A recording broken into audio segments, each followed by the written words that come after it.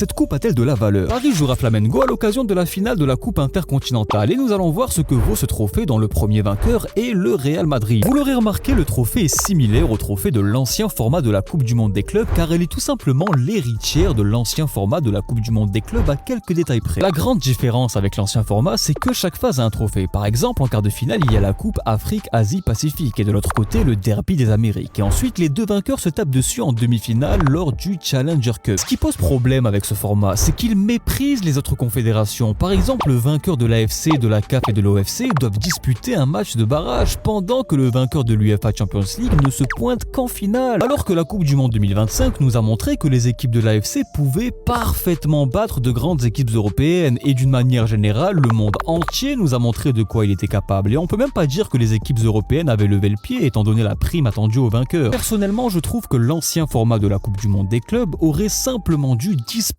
avec l'apparition du nouveau format. Je vous rappelle que malgré la victoire du Real, on considère quand même qu'ils ont fait saison blanche. C'est vous dire à quel point ce trophée compte pour du beurre. En conclusion, ils ont voulu changer le format de la Coupe du Monde des clubs parce que l'ancien format ne marchait pas et tant mieux. Mais ils n'ont pas compris que ce n'était pas le nom qui posait problème, c'était le modèle. Bref, n'hésitez pas à me donner votre vainqueur dans les commentaires.